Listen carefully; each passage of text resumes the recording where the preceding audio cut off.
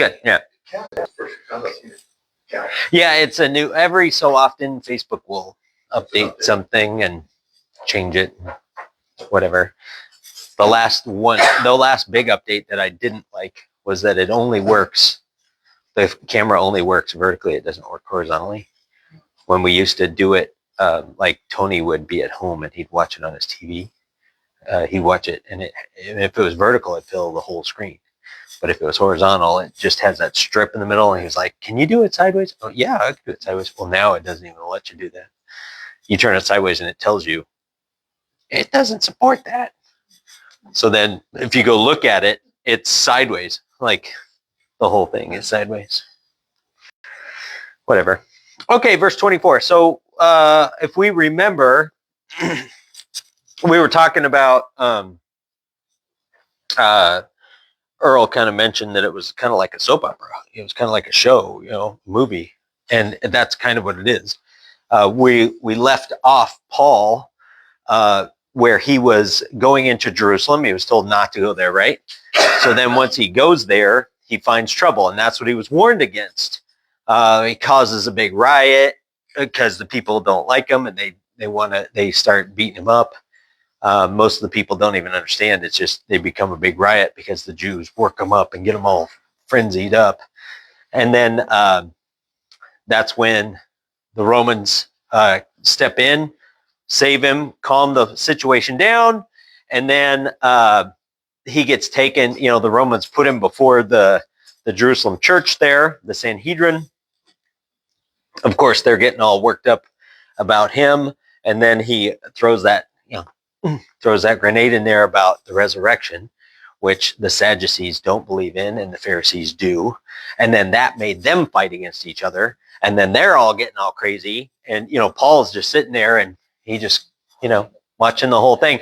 And all the Romans are sitting there going, these guys are nutso. What's happening right now? Right? So that's when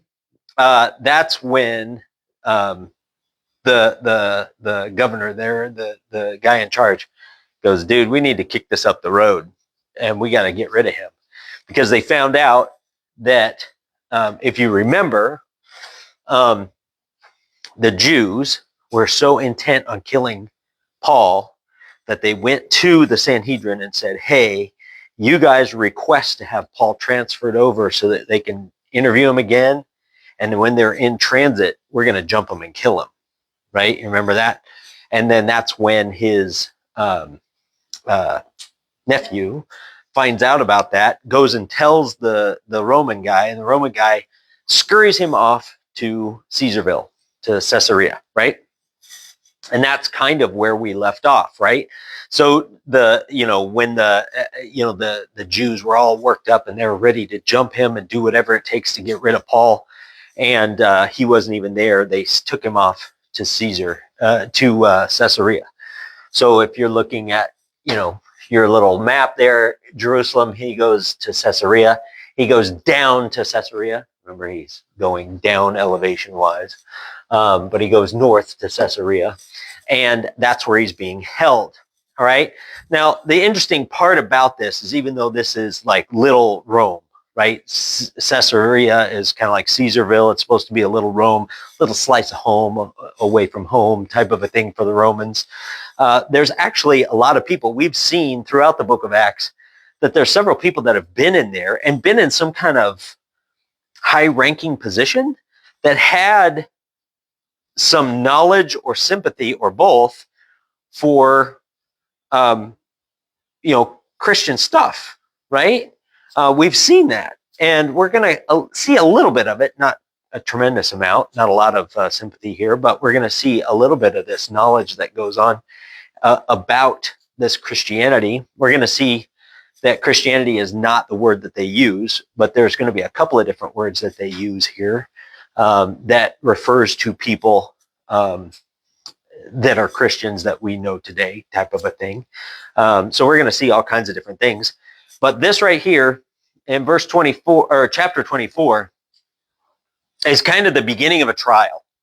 Okay, so they the guy in charge in Jerusalem goes, dude, we gotta kick the can up to somebody bigger. So he sends it up to Caesarea. And there we find Felix. Felix is the guy in charge there. And he's, being in charge of the home away from home in Rome, in Caesarea, makes him kind of a big deal. So here, we're going to see timelines. We're going to see prosecution, defense. We're going to see all kinds of different things. We're going to see one guy plead a case for another guy plead a case. We're going to see how they do that and how they try and do things. So it's going to be a little interesting. I hope it's going to be interesting for you. As you're starting to get invested into what is going on with this thing, we're getting to the next step. So as you start verse 20 or chapter 24, verse 1 says, after 5 days, the high priest Ananias came down, remember, elevation, came down with some elders and a spokesman. One Tertullus, all right? Does you have something different than a spokesman? Lawyer, attorney, orator, not corridor, orator. Yes, so this guy, if you look at, first, if you look at the timeline, I want to make sure that we're understanding the timeline. If you look back at it, you're going to see that Paul had only really been in Jerusalem a few days. He'd only basically been in Jerusalem for maybe a week. All right? Like, he was told not to go to Jerusalem, and he was in Jerusalem, and he'd only been there about a week before he got jumped. And then they took him and sent him away. And then 5 days later, that's when the people, the Jewish leaders, the high priest and other Jews, the Jewish elders and stuff like that, they had 5 days to try and figure out what they were going to do. Because obviously, when the Romans took control of Paul, their thought was, well, if this is a part of their Jewish, whatever it is, let them work it out. Let's see if they can. So he brought Paul before them, says, okay, let's see if we can work this out. And then all of a sudden they're fighting each other. He's like, what is happening right now? So that's when he goes to Caesarea. So now there's 5 days from when he was spirited away to when they finally got there. So in that 5 days, those people were obviously traveling, which would have taken them a couple of days, but they had a few days to kind of figure out what they were going to do. You know what I mean? Because he shows up, he meets with some people, he gets jumped, he gets beat. He wants to talk to the people. Remember that? He can barely stand. He wants to talk to the people, and then they start getting crazy. The next day, he brings them before the people. They get crazy again and then plot to kill him. The next day, or that night, he spirits him off to Caesarea. So he had only been in Jerusalem a few days, maybe like a week, maybe even less than a week. And now here we see that the period in which he got to Jerusalem till now is about 12 days is all. So it happened pretty quick. We read some of the detail, and sometimes we kind of miss the timeline. So keep it in mind that this is, this is happening like quick, like really quick, right? So here we see these guys had a chance to kind of think of what they were going to do, and what is the high priest Ananias and the elders of the church? What's their plan? Their plan is to bring who with them? A lawyer. A lawyer. Okay, so if you're going to a trial, you want a lawyer on your side, right? You want a prosecuting attorney, right? That's what he's going to be, a prosecuting attorney. Paul is under arrest, but he's still a Roman citizen, so he's got rights. So he is there being held in Caesarea. So they came to present their side of the story, to tell what problems they had with him. They found out that during the whole process in Jerusalem, that they really, like, the people didn't really know why they were mad at, why they were mad at Paul. And when the Sanhedrin were pressed about it, they didn't really know. And then when Paul only says something, one thing about the resurrection, all of a sudden they're like rabid dogs fighting.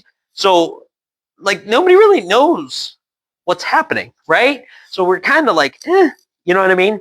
So what they're doing is, since they want to shut him up and they really don't have like a real like case, well, what do? You bring a lawyer. What's a lawyer do for a living? He argues for a living. That's what a lawyer does. That's what a lawyer is for. He takes the law and argues it, whether you have a strong case or not. That's what a lawyer does. So it's kind of funny that they can't stand on their own 2 feet. They have to go find a professional prosecuting attorney. They have to go find a lawyer to submit to Caesar, because once you kick it up from Jerusalem to Caesarea, it's more like a courtroom. It's a little bit more serious, right? So here we see that it's like a normal courtroom, and then you appeal to like a state Supreme Court, and then from there you could appeal to like the National Supreme Court, the final ruling, you know what I mean? Like, it escalates. So this is kind of where they're at. So they bring a lawyer. And from this point forward, as we go through this, the vast majority of this, until Paul speaks, you need to keep in mind that it's not Ananias, the chief priest. It's not the elders. It's this lawyer that's talking. Okay. And this lawyer, it's funny because the word orator or the word spokesman or the word lawyer, the Greek word that's used there is horeator, which is where we get it's rhetor, which is where we get our word for rhetoric in English. Okay, this guy is literally somebody who argues for a living. He's a wordsmith. He's somebody who uses language to get his point across. He's that kind of a guy. He is a persuasive speaker and an arguer of things. So when you see that and you see what they're doing, that's where, in my mind, if they're bringing this guy who's kind of crafty with his words, then we need to pay attention to the words he uses. Because if you pay attention to the words he uses, you can see how he's building his case with the court, so to speak. Okay? So let's do that. All right? This guy has a really weak case. Like, we know that. You know what I mean? I can only think of, like, in our modern day court system, if you had, everybody has a right to an attorney. And if you're arrested for something, you have a prosecuting attorney. Maybe it's the DA, maybe it's the state, maybe it's somebody. And then you have to have, you are entitled a defense attorney. And if you can't afford one is appointed to you.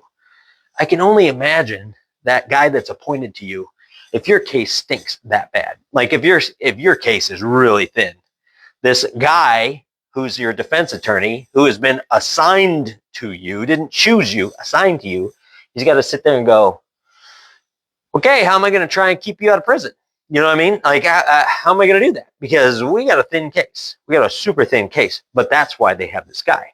So here, verse 1, Ananias came down with some elders and a spokesman or a lawyer or an orator, one Tertullus. They lay before the governor their case against Paul. So they come here and they're like, okay, we're going to present our case to you as to why you should just hand this guy over to me and we'll take him out back and beat him. Okay? Verse 2, and when he had been summoned, Tertullus began to accuse him. When Paul had been summoned, that's when the lawyer starts accusing him by saying, so this is all now this lawyer speaking, right? Since through you we enjoy much peace, and since by your foresight, most excellent Felix, reform has been made for this nation. In every way and in everywhere we accept this with all gratitude. What does that sound like to you? Oh, you know that's right. He is kissing some tushy right now, okay? He's buttering him up because he knows he's got a weak case. So he's like, well, I'm going to butter this guy up a little bit, see if we can't make our case a little bit easier and that type of a thing. He is totally getting into that. And that's what he's doing. He wants to get this guy on his side, so he's buttering him up, all right? After he shamelessly just kind of, totally just kisses this guy's ring, so to speak, that's when he goes into this verse 4.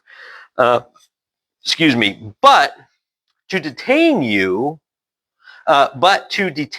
no further, I beg you in your kindness to hear us briefly.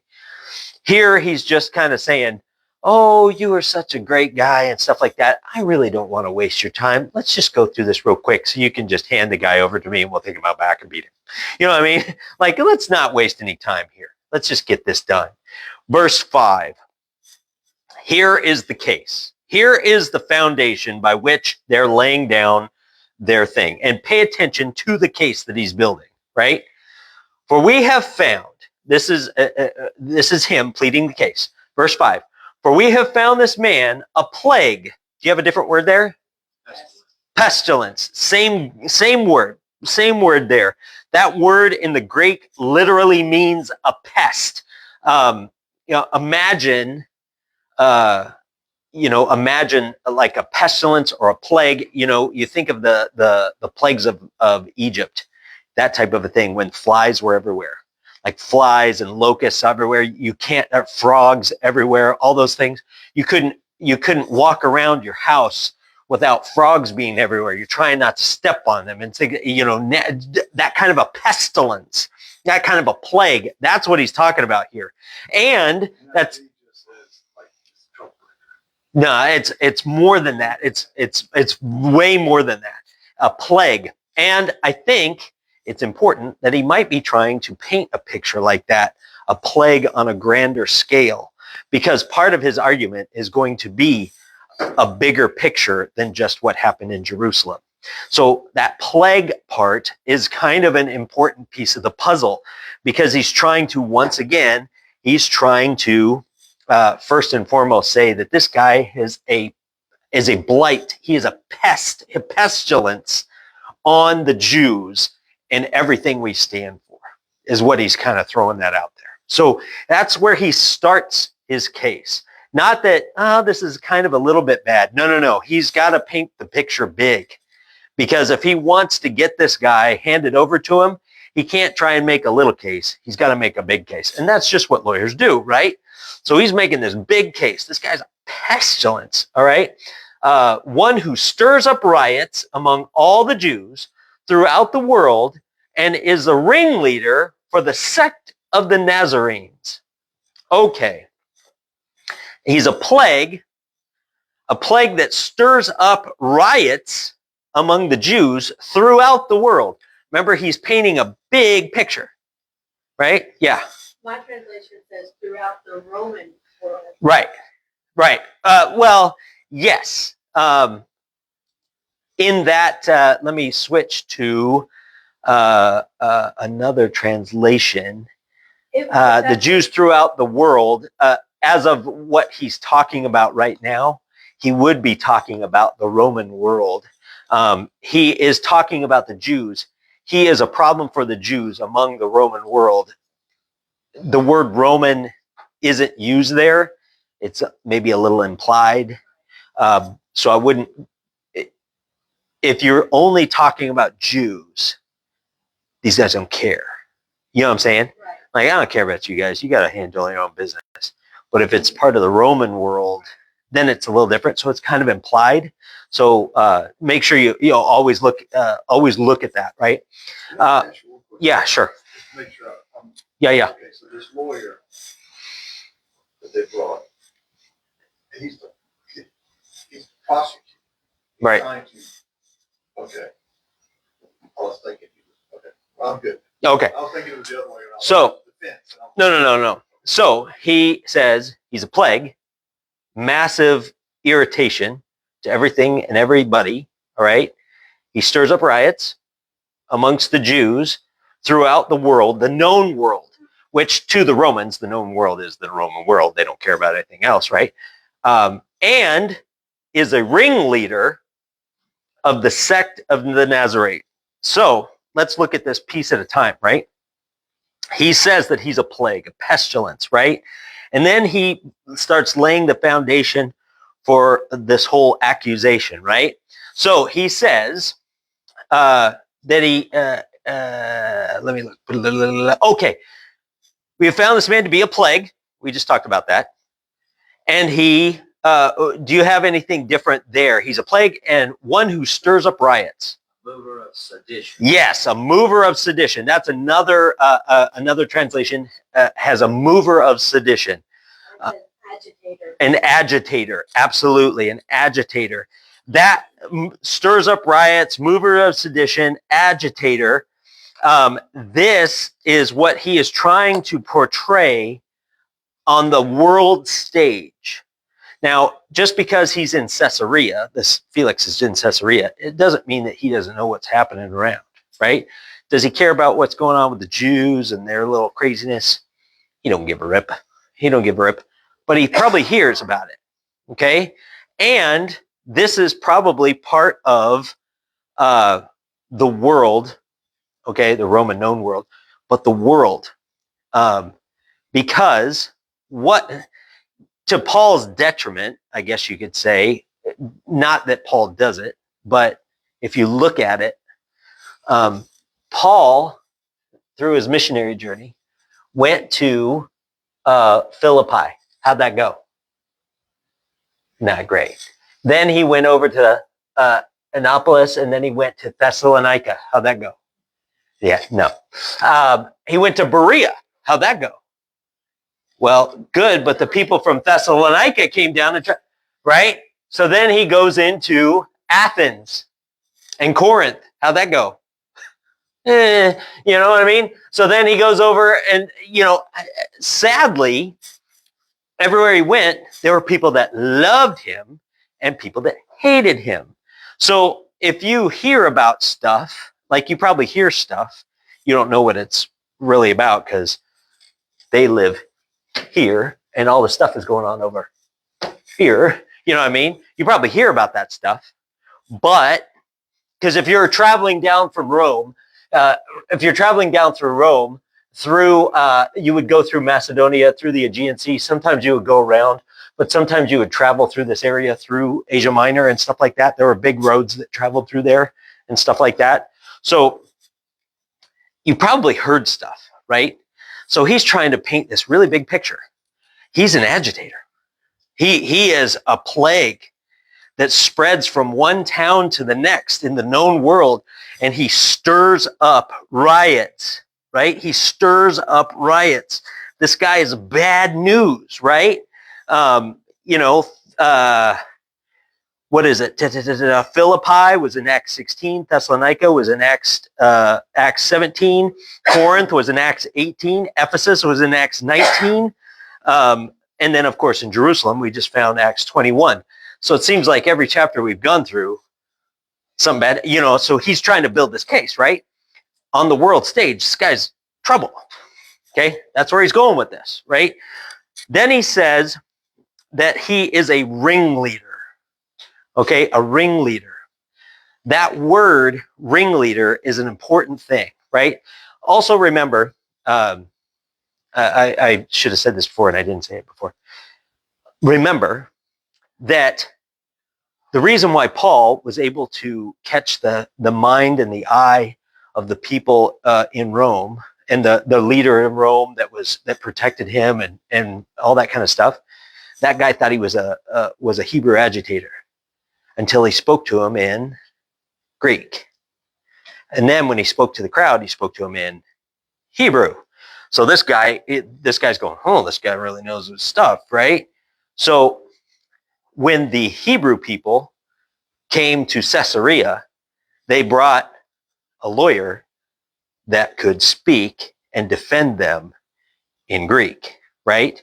So that's why these Greek words, since he's a wordsmith and he's trying to build this case, we want to see how he's doing that, but he's communicating these things in a language in which they would understand, right? The bad thing is Paul understands it too. We're going to see how that plays out. But getting back to this, the word ringleader is kind of a really thing. That word ringleader carries the idea of a military purpose. It suggests military purpose.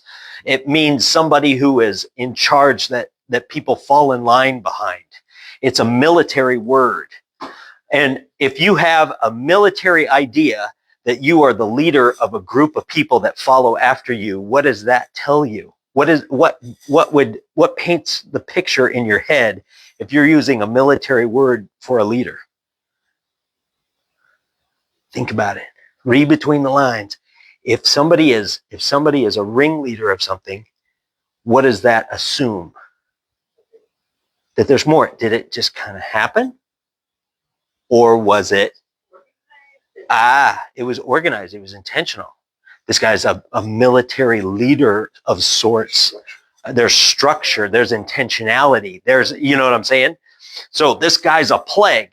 And everywhere he goes, he causes problems. He stirs up riots everywhere he goes. And he does it intentionally because he is a ringleader for the next thing, the sect of Nazarenes. Now, this is the first time, this is a word that's used in reference to Christians, right? And this is the only place you're going to find it.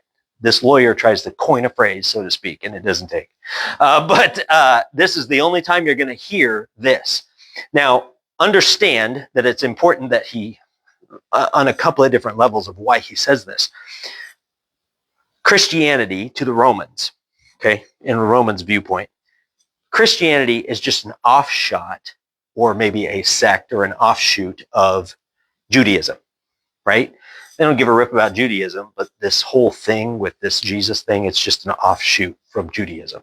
That's how they view it. And since this guy's a wordsmith, and since he knows his audience and he knows how to convey this, he's showing this big picture about this guy who's a deliberate agitator, and he goes around and does this and causes problems for the Jews.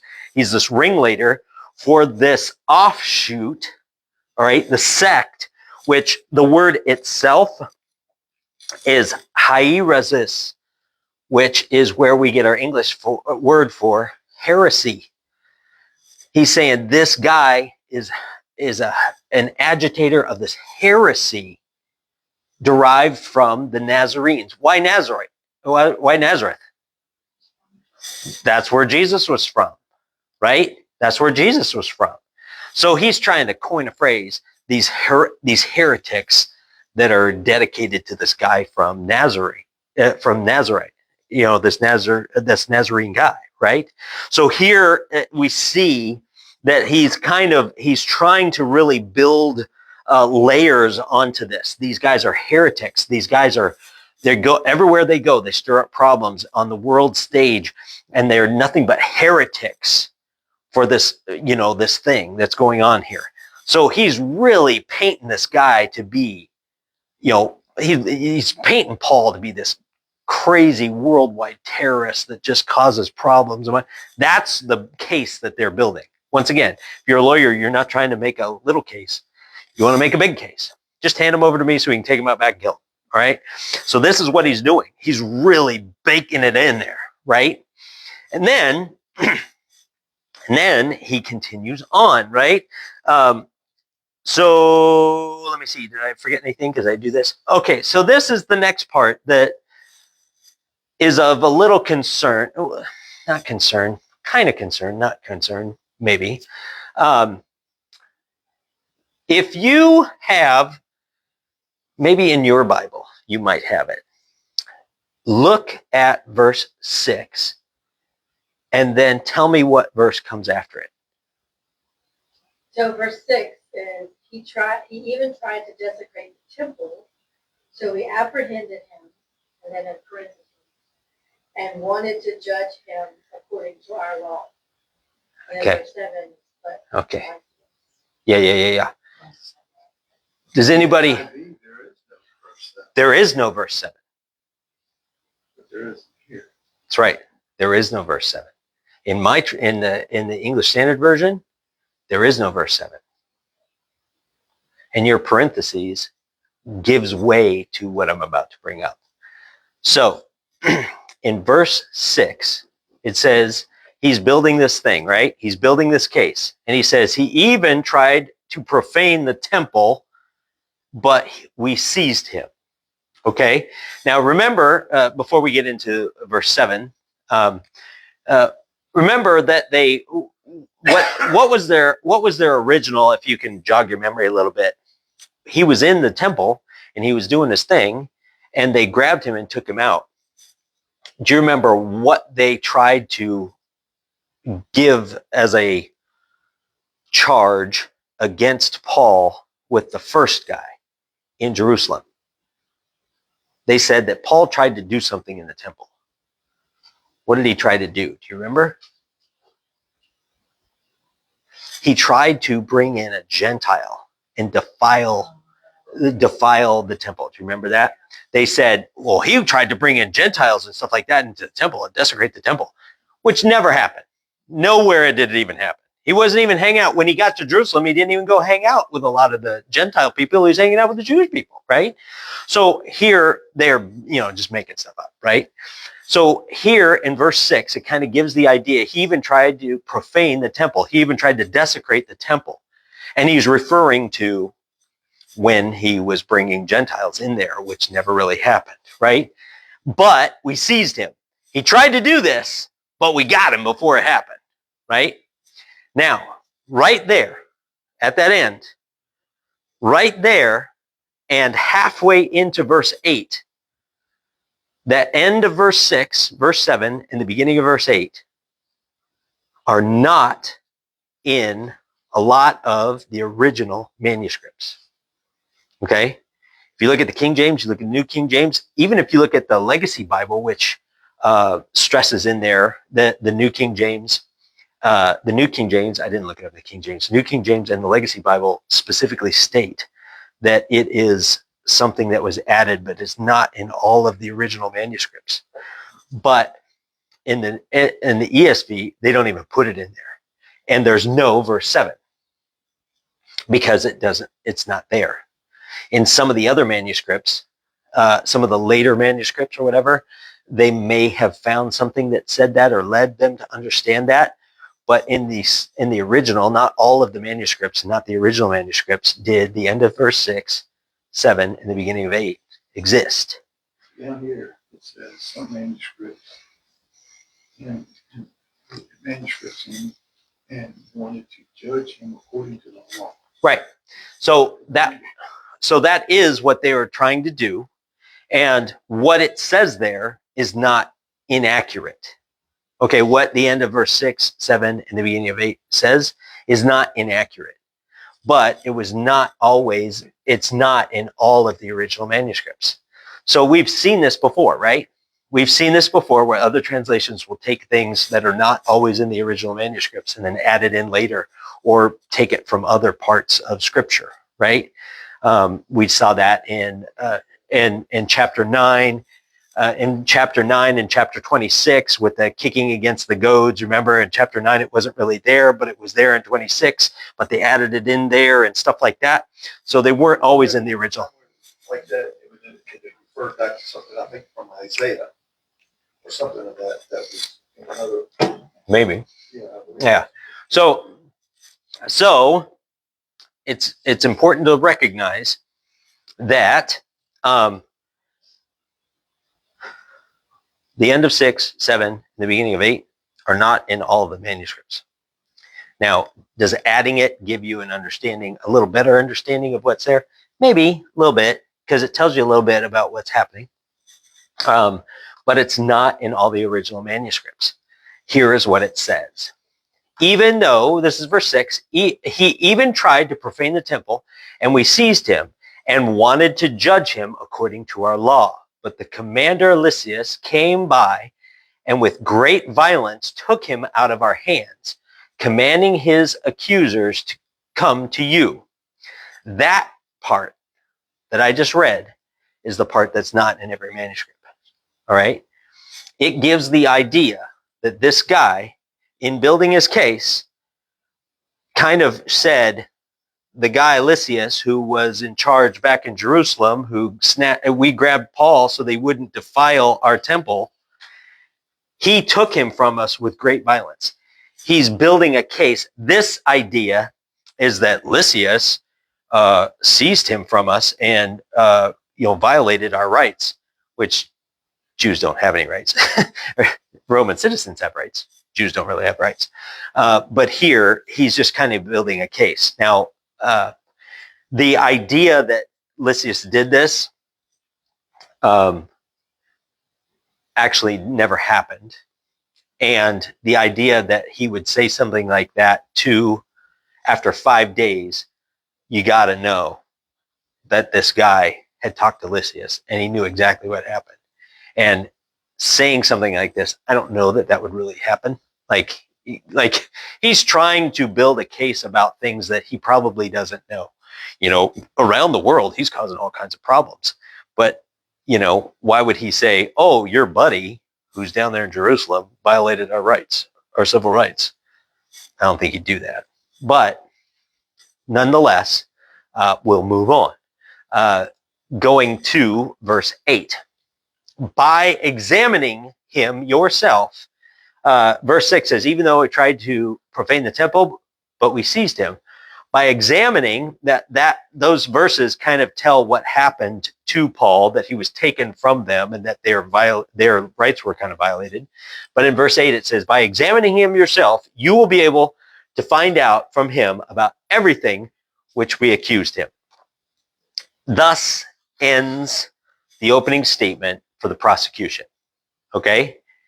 He says, man, on the world stage, he's a terrorist. He's a plague on our Jewish, everything, on our religion, everything. He's a bad guy. He's a bad dude. He tried to desecrate our temple. And if you ask him, he'll say, yeah. If you ask him, you'll be able to find out that he's an agitator, right? Go ahead, check him out yourself, right? This is what he's doing. This is his whole, the crux of what he's doing, right? He does all these bad things. He interrupts our worship. He does terrible things in our temple. This guy is a huge agitator. Everywhere he goes, he's guilty. Prosecution rests. That's when verse 9. So up until verse 9, the only person that's been talking is who? The lawyer. Now, in verse 9, it says, the Jews also joined in the charge, affirming all the things that were so. So all the guys that came down with the lawyer, they stand there and they're over there going, yeah, oh yeah, yeah, that's guy. Understand that it's all the Jews, and the high priest is there too. It's like all these guys. Remember, when the Jews were getting all worked up, they went to the Sanhedrin. They went to the high priest and said, hey, can you tell the guys to bring Paul to us, and we're going to jump him and kill him? Making them co-conspirators in this thing. It never really played out because they took him all the way to Caesarea. But we're going to find out that idea of jumping him on the road still hasn't died out. They're still interested in doing that, but which is not a smart move. But here, the Jews also joined in with the charge, and they affirmed everything. Oh yeah, what did he say? Oh yeah, that's totally it. Yeah, that's him right there. Oh yeah, for sure, right? They're totally joining in. And they're validating everything that the lawyer has said, right? So that now brings us to the next piece, all right? The next piece of the puzzle is verse 10. And when the governor had nodded to him to speak to Paul, Paul replied, okay, we've heard from the prosecution. This is your opportunity, Paul. What do you got to say for yourself? And Paul, in a very smart, because he's not stupid, you're picking a fight with a guy. You're bringing a knife to a gunfight. Seriously. And we saw what they tried to build. They saw the case that they tried to build. And Paul now refutes that case and the charges against him, and pretty much picks it apart right here. So here we see in verse 10, Paul replied, knowing that, let me move my screen up here so I can see what I'm doing. Knowing that for many years you've been a judge over this nation, I cheerfully make my defense. That's an interesting way to open up. What is that telling you? Verse 10. Verse 10.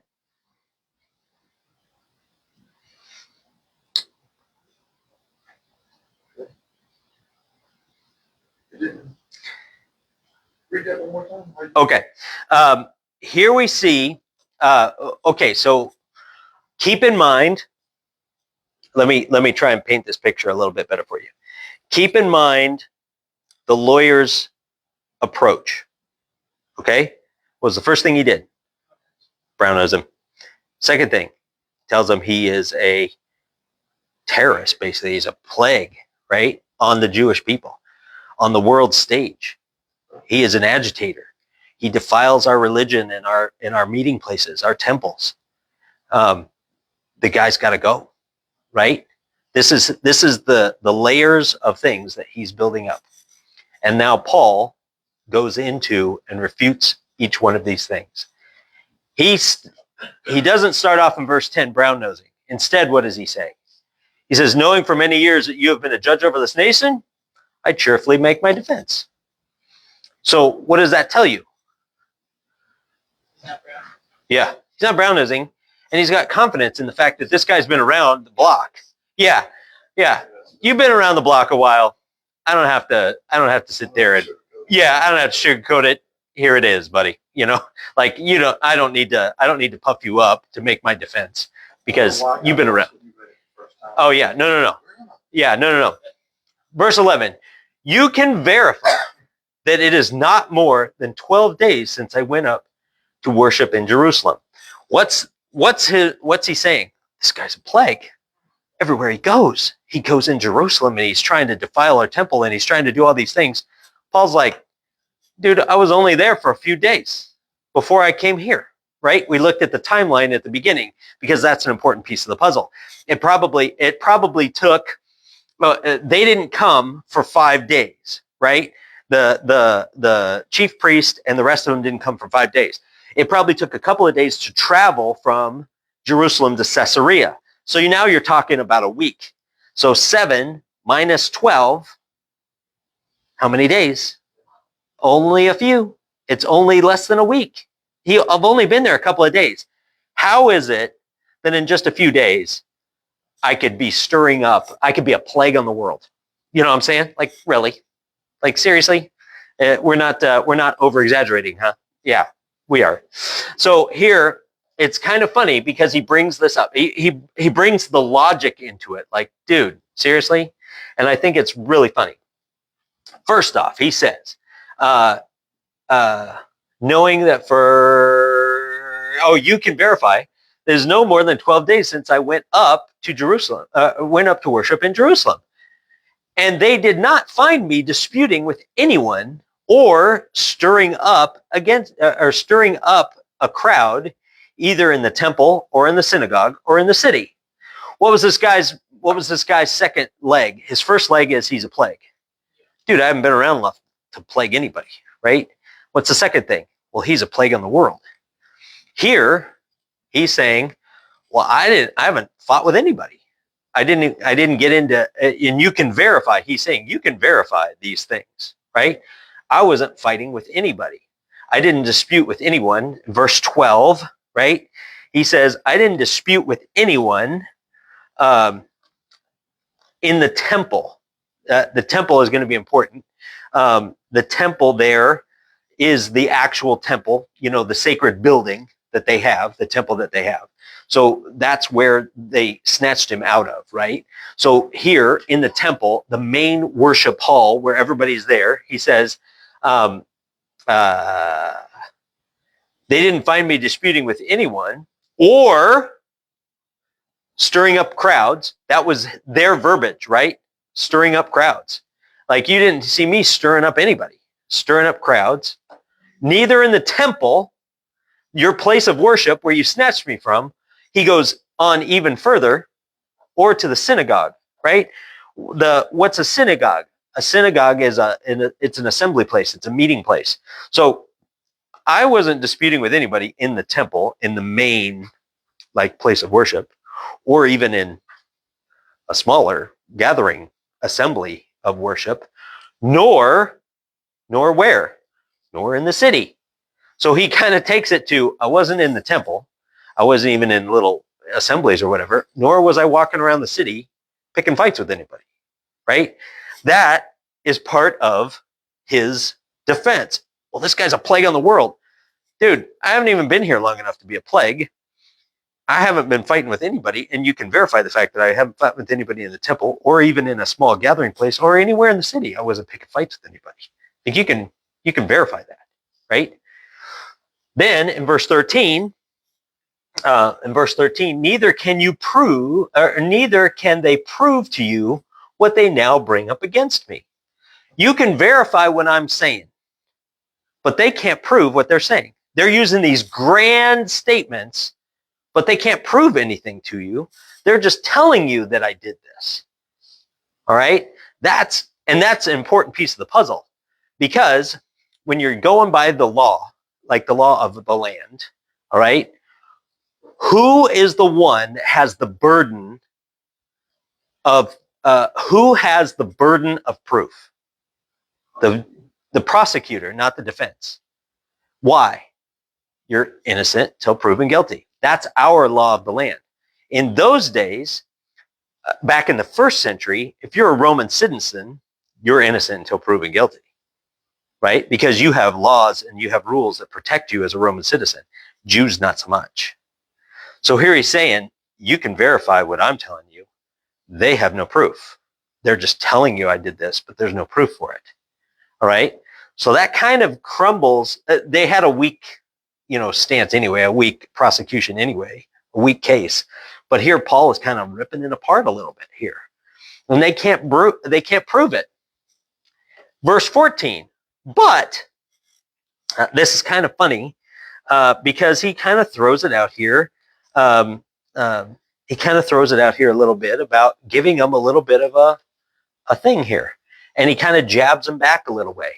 But this I confess to you, that according to the way, which they call a sect, I worship the God of our fathers, believing everything laid down by the law and written by the prophets.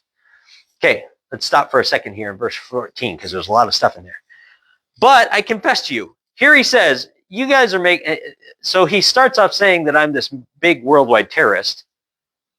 That's obviously not true. You can verify this. And they have no proof for it. That's the first thing. But I will tell you this. I came into Jerusalem to worship. That's what I came there for. That's what Jews do, right? That's what Jews do. I have according to the way. Now, what was the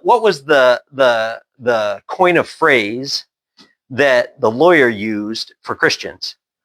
Nazarenes. The sect of the Nazarenes, the heretics of the Nazarenes, right? The Nazarites, right? These guys, right? But he says, according to the way. Why would he call it the way?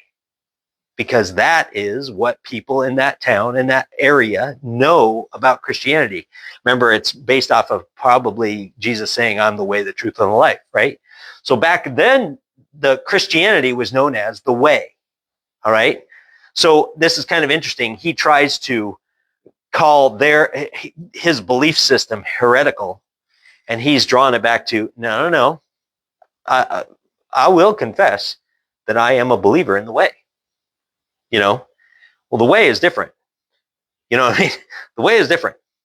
All right? You're calling me a heretic for what I believe, and yet what I believe is in the way, which in this area, a lot of people believe also. Right? Because when he was in Ephesus, that the way got out all over the place, right? So here we see, according to the way, which they called a sect, same word, what does it mean? Heresy. Yeah. Which they call heretical, I worship the God of our fathers, the same God that they would worship, believing everything laid down by the law and written in the prophets. Now, that statement right there sometimes gets people tripped up, because here we see that as mid-acts dispensationalists, we say, well, 9:13, that's the sweet spot when the new dispensation of the grace of God comes in. But we've seen a couple of things that have happened during the transition time.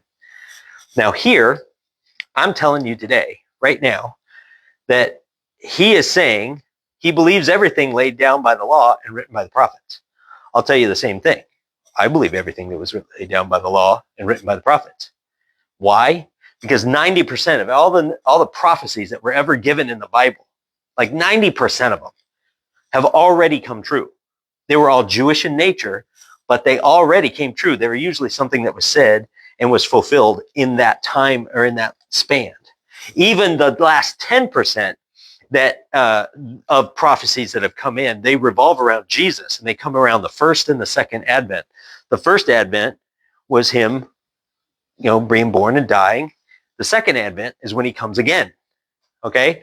So even about 95% of all the prophecies that were in the Bible have come true. I believe that. Absolutely. Right? So why would I not? And if 95% of the 100% of prophecies that were written in the Bible have come true, why would I not believe in the last 5? You know what I'm saying? like why would I not? You know what I mean? So here he's saying, I believe everything that was laid down by the law and written by the prophets. He's not saying, the dispensation of grace has not started yet, and da-da-da-da-da. He's not saying that. He's saying these guys believe in the law. I believe in the law. I understand the law. I understand what the prophets say. I'm on that same page. I believe in the same God. I understand the law, and I believe in what is written in the prophets. And in verse 15, having a hope in God, which these men themselves accept, that there will be a resurrection of both the just and the unjust. Now here is the kicker, right? Here's the kicker. Because the Sadducees, this was the point that he threw, that caused them all to get a big old frenzy. You know what I mean? Because the Sadducees don't do the resurrection thing. They don't believe in angels and resurrection and all that kind of stuff.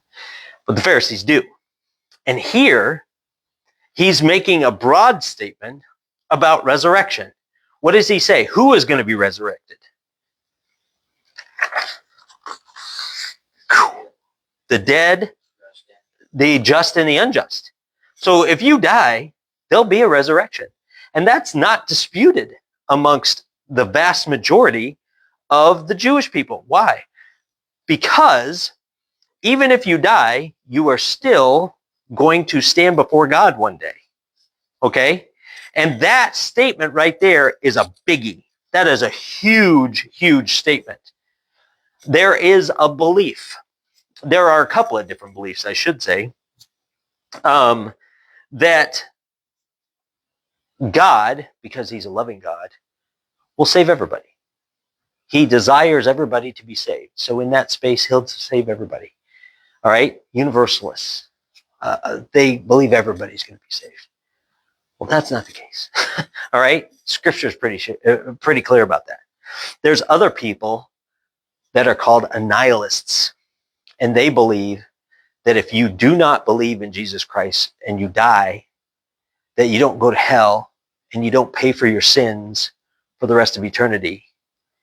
You just are annihilated. You're just destroyed to the utmost. Right? That's it. So if you die and you don't accept Jesus Christ as your personal Savior, you're not going to be resurrected one day, stand before God, and then sent to the lake of fire. That's not a real thing.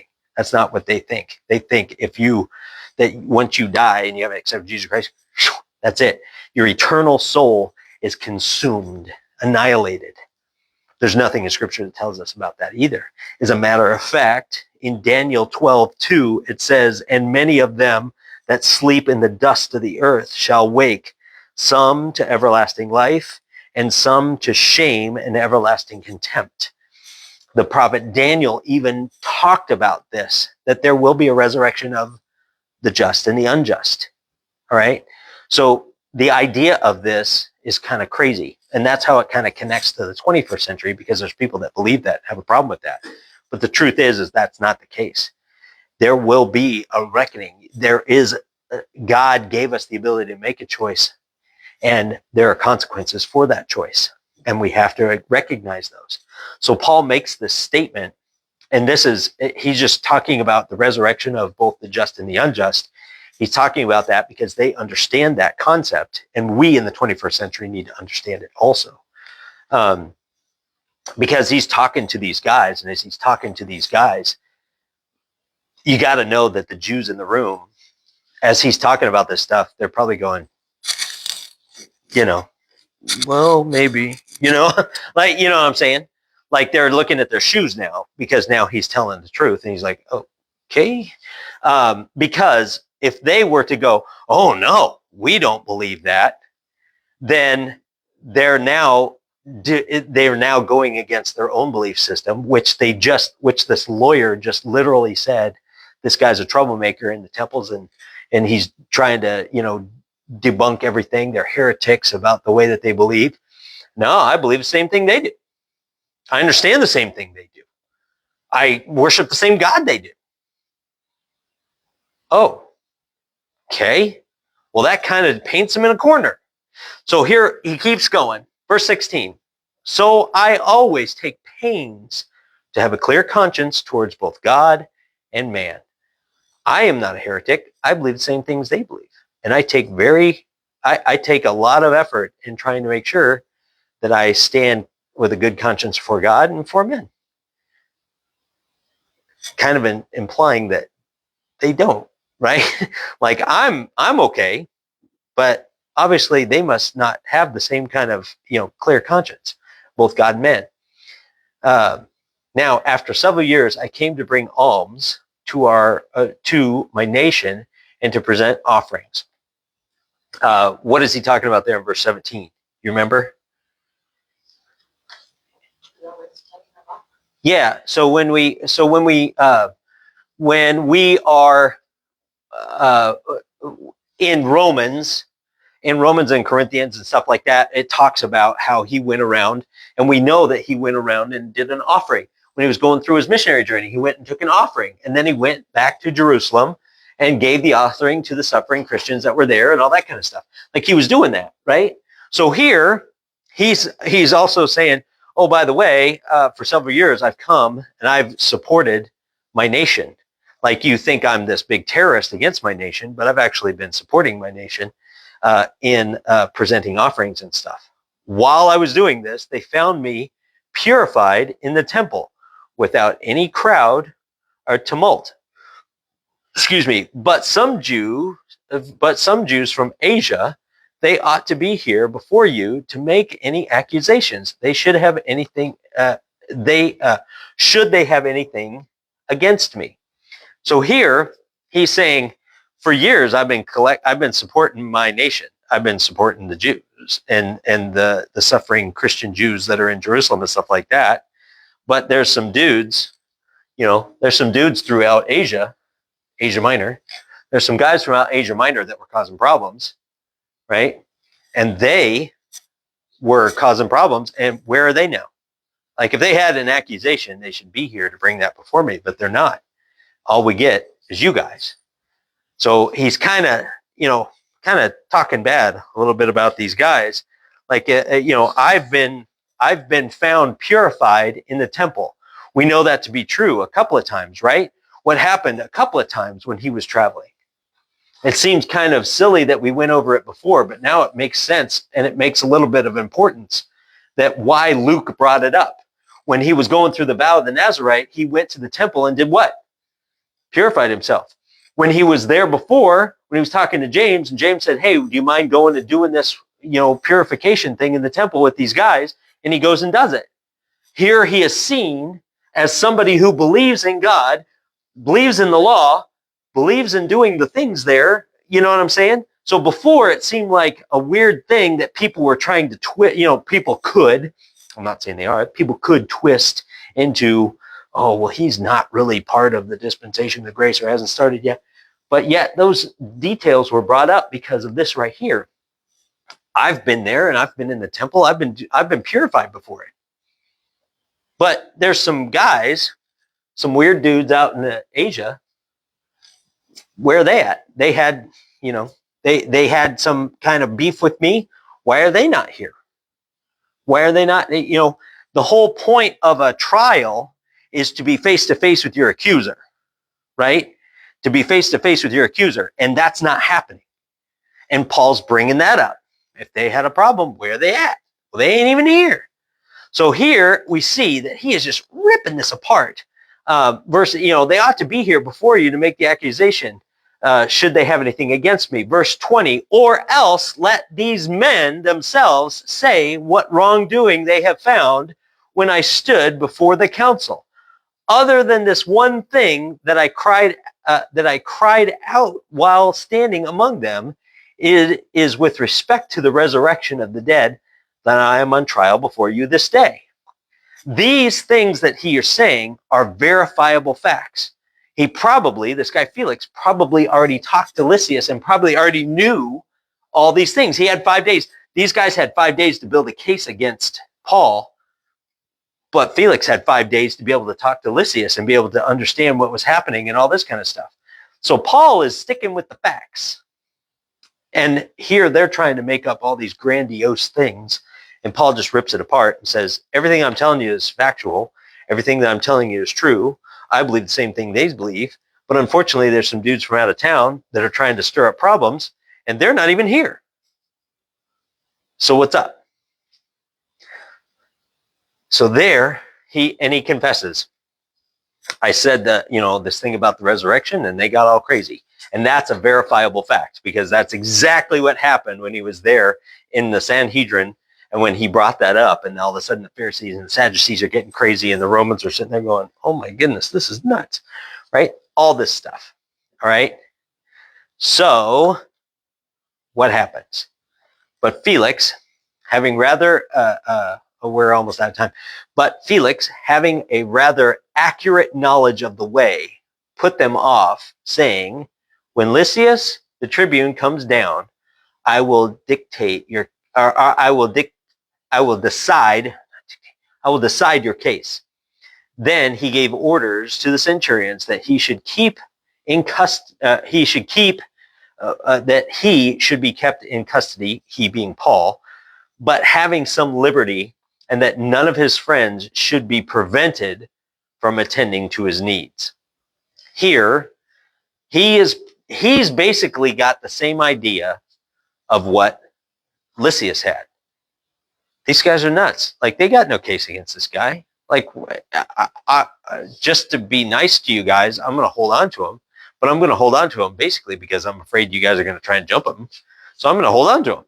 But I'm not going to restrict him from being able to do stuff either, because, dude, you got no case. Like, you got no case. He's a Roman citizen. He has the rights as a Roman citizen. So I'm going to hold him here and protect him, but I'm not going to keep him or restrict him from seeing people or doing stuff, right? So here, this is kind of a vindication, so to speak. But the part in verse 22 is the part that we need to kind of look at a little bit. We're told that Felix has more knowledge of the way. All right. The reason why he has more knowledge of the way is because his wife has a good knowledge of Jewish beliefs. He's convinced that Paul's not some crazy criminal. He's like did the same it. And when they were talking about him being some heretic of the Nazarenes, he's like, what? But he says, no, I'm a believer in the way. Oh, that I know, because my wife knows about that.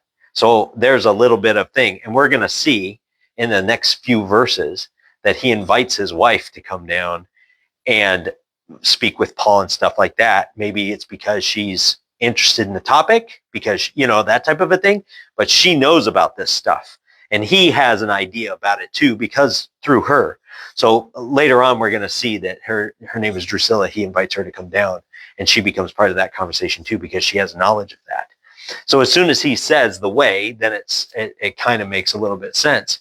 So he orders to protect him, but he does not restrict him from being able to do things there, which is kind of funny once again. So once again, he's looking at this situation going, this is ridiculous, right? This is ridiculous. And yet, here we are, you know what I mean? So, okay, I'll hold on to him, you know, but he kind of puts him off, saying, when Lysias comes down, we'll talk. And the funny part is if you look through the account, like nowhere does he send word to Lysias to come down. It's kind of funny. Oh, when Lysias comes down, we'll work it out. But there's no account where he sends word to Jerusalem to have Lysias come. He just says, when he comes, when I see him next time, we'll work it out. You know what I mean? But there's no account of him actually doing that or asking for him. It's kind of funny. Which is just a little piece of trivia, which is kind of funny. Verse 24, after some days, Felix came with his wife Drusilla, who was Jewish, and sent for Paul and heard him speak about the faith in Jesus Christ. That, she was really interested in hearing that. And that was kind of an interesting thing, because now Paul has had, Paul, he'll talk to anybody about the gospel, man. He loves that.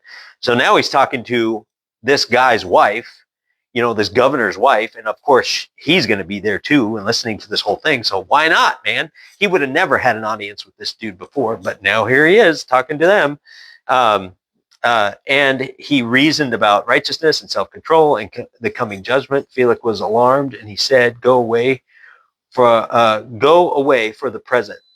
When I get the opportunity, I will summon you. History says that Felix was not a nice guy. All right. So when Paul is talking about righteousness and self-control and the coming judgment, I'm sure that probably kind of struck a chord, because he wasn't a real nice guy. History kind of says that he wasn't a really nice guy. So he's kind of probably like, at the same time, he hoped that money would be given to him by Paul. So he sent for him often and conversed with him. Why is that a big deal?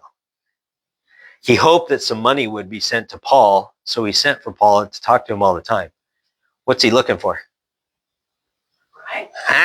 He's looking for a bribe. I'll hold on to him for a little while, and he's hoping, well, maybe these guys will, bribe me, and then I'll just let the guy go, type of a thing. So I'll hold on to him for a little while and see how that goes. So that's kind of funny. But nobody's going to bribe him to get rid of him. Why? What was Paul promised? He's going to make it where? To Rome. He's going to make it to Rome. So I'm not going to pay to get him out. He's good the way he is. That's what Paul wanted. So of course that's what's going to happen. But he summons him often to talk to him. That's kind of cool. When 2 years had elapsed, Felix was succeeded by Porcius Festus, and desiring to do the Jews a favor, Felix left Paul in prison. So after 2 years, he was succeeded. So Paul's been incarcerated for a couple years. During that time, if you look at your timeline, we see that Paul was in bonds, and he was able to kind of do some stuff while he was there. Meet with some people. So it's kind of cool. He's all right. So does anybody have any thoughts or comments? The thing that's kind of interesting about Drusilla, I will end on this because we're out of time. Drusilla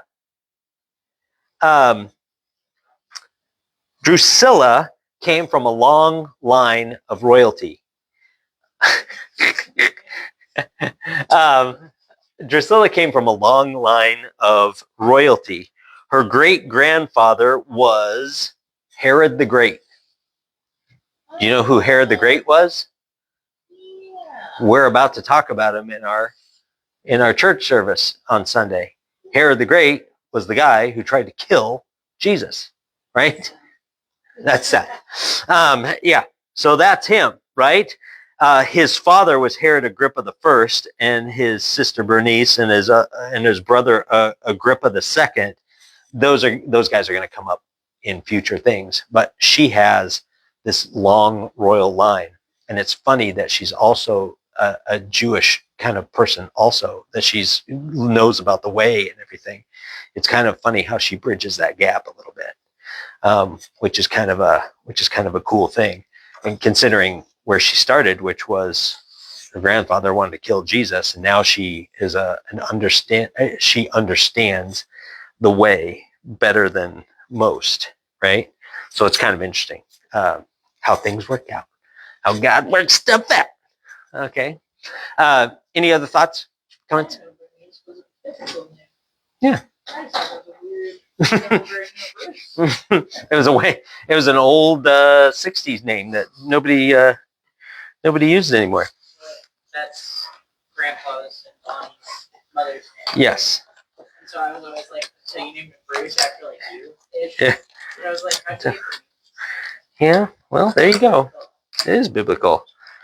Seth had to write what his name meant, so I had to tell him that it's Hebrew.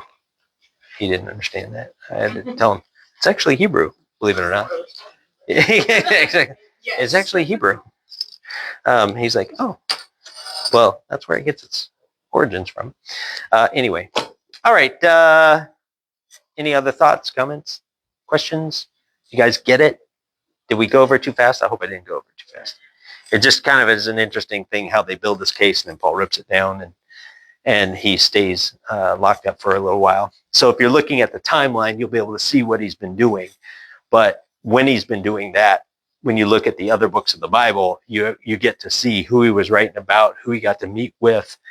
And if you went through the prison epistles, at the end of each one of the books, he always does like a shout out to people at the end of those books that we went through. And at the end of those books, he always says, well, I'm with so-and-so and so-and-so, greet so-and-so and so-and-so. So he helped. I mean, we see that he had the right. He was given the rights to not be restricted from being able to meet with people and talk with people and stuff like that. So when he does that all the time, he's always giving shout outs to these people. So he was incarcerated, but he wasn't limited to not be able to speak with people. So it's kind of cool. Almost like this maybe a good movie. It would make a good movie. It's kind of cool. Yeah, Yeah. you can say that. Yeah. When you go through this stuff and you've seen